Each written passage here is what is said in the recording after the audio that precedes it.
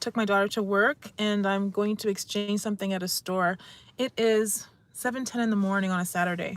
What I wanted to do though is I wanted to quickly do a live just to let you know what the Lord is doing right now, what He is doing right now in relations to the disasters and some things that were not specifically talked about in Revelations that He's doing. The disasters that are happening in the globe, biblically speaking, are meant to do something. It's not just that the church seems to think that the Lord's just gonna destroy everyone who's not a Christian, and everyone who believes that they're gonna make it are gonna be zapped out of here. That's not what's happening. The Lord loves His people. He loves people in general way too much. Whether you're a Christian or not, He's created all of us, right? Whether you believe in Him or not, He loves all of us. So if you use Jamaica as an example, I was born here. I'm the first Canadian born of my mom and dad. My sister was born in Jamaica, came to Canada when she was 8. Okay, there's a lot of people that I know that were born in Jamaica. Their parents came to either England, came to Canada, or went to England or somewhere to start a better life, and sent up for their child when they were like around 8. That's around the age that seems to be a consistent 8. I hear 8 all the time. People say I came in when I was 8. Anyway, my experience is kind of like from a outsider's perspective. I've always eaten West Indian food, Jamaican food. I know how to cook it. I know how to cook what I like, which is most food. Some things I don't. I have my background in regards to the music I like is Jamaican. The music that I love has Jamaican roots. My parents instilled Jamaican values and morals into me. Mind you, I went to school in Canada. A lot of my friends have the same experience as me, so they're from the West, some kind of West Indian culture, but are grounded here. So the reason why I'm saying that is because my perspective about Jamaica is almost like from an outsider's perspective, but also from an insider's perspective. So I grew up in a West Indian home or Jamaican home. I have West Indian friends or associates. But so I can't speak generally to Jamaica, the experience in Jamaica. I visited, not even a lot, a few times, right? But what I've learned about Jamaica, if you ask somebody what their thoughts about Jamaica are, they'll say Jamaica is beautiful. Their food is so delicious. Their culture is so rich and vibrant. Their music, their food, their dress, their personality. They're like, people from Jamaica are so resilient. They're so talented, and I could go on and on and on. But if you, on a negative perspective, what I've learned about Jamaica is Jamaica can be rough. The people from there they're fighters. And I think that stems from slavery, that they were chosen to go to Jamaica because they were strong, from a strong back tribe of some kind. This is what I learned over my course of my learning. I learned a lot about the spiritual realm, but I also learned about my heritage and about the background of different people. So Jamaica, in history, were chosen because they're strong. And so they could, like, almost like a continuation, like almost like Egypt, how the people in Egypt in the Bible were used, the Israelites were used to build Egypt, to build it up. Anyway, so Jamaica's got strong back people, but they're also survivors, and that could look many ways. That could look very different depending on who you are. Some people out there work hard. They work hard, send their kids to school. They went abroad and made a life for themselves. Some people stay in Jamaica and they capitalize on people who make money. So there's a lot of criminal activity in Jamaica, a lot.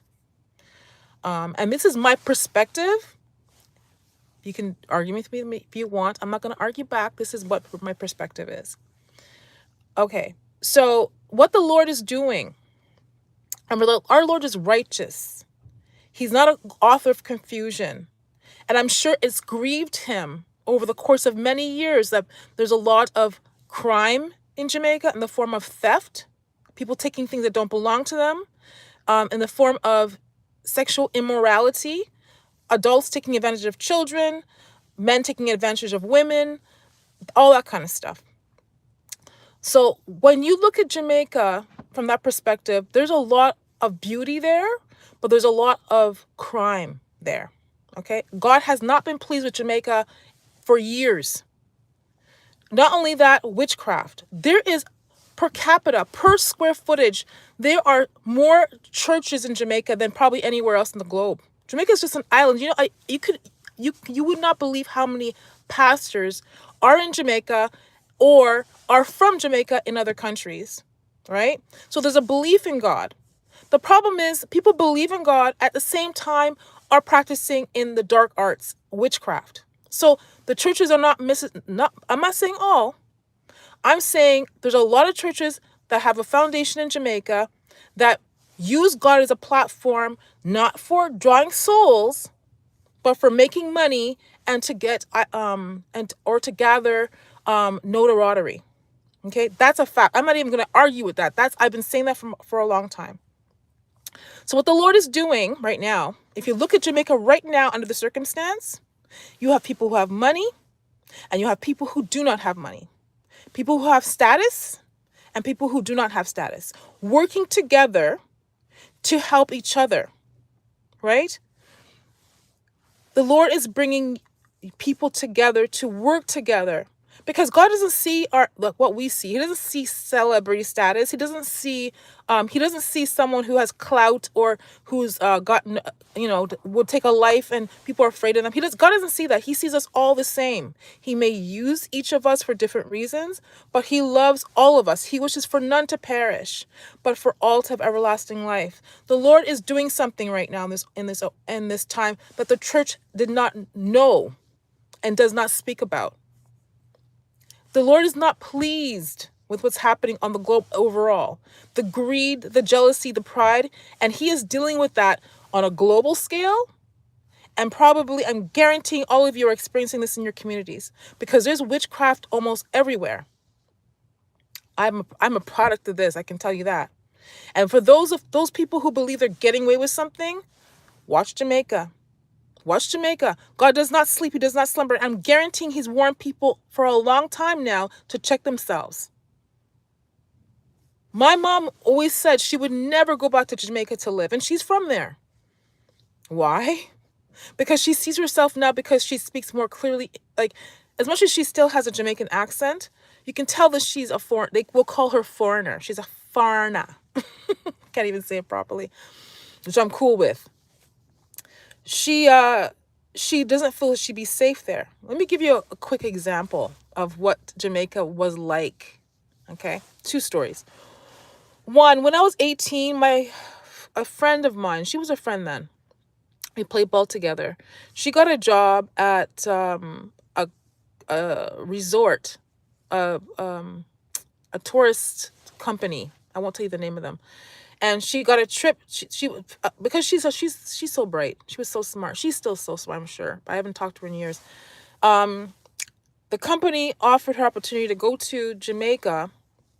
And that's where we're both from. And then speak on the experience. And she was able to take someone with her. And she took me as a gift for my birthday.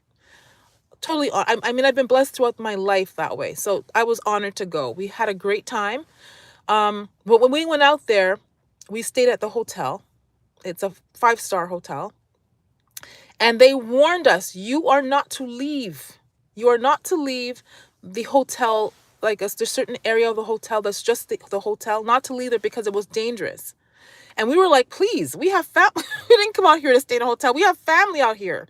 So we did venture out.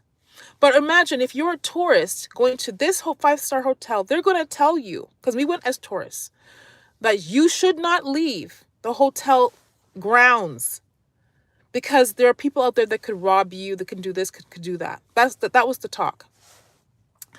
Second story. When we were growing up, I have 2 sisters and a brother, there's 4 of us. When we were growing up, my parents were hard workers.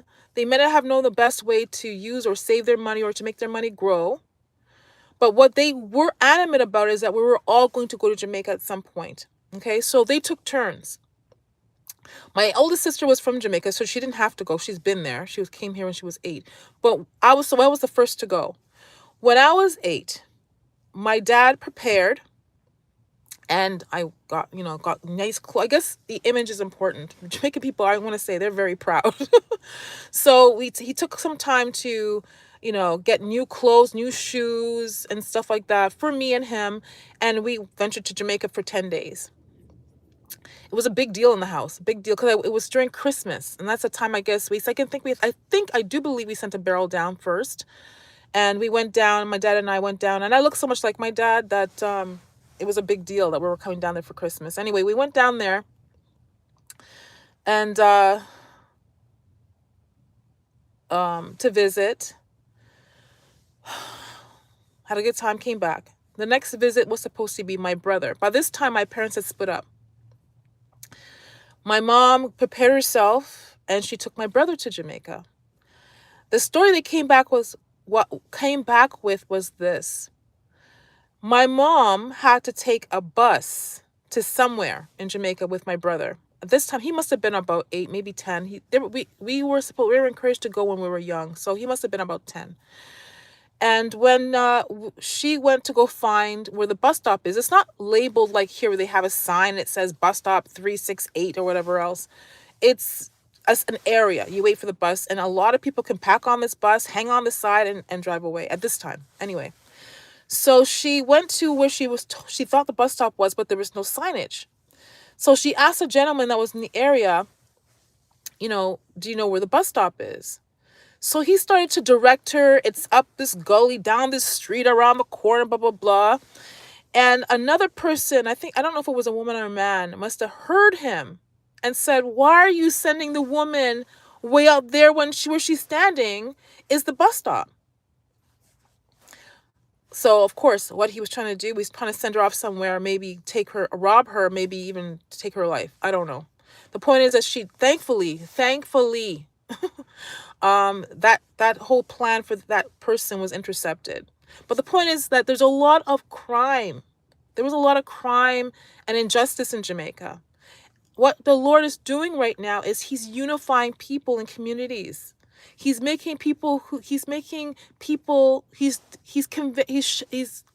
intertwining people who have opportunity and influence and resources, and allowing them to work with people who do not have as much.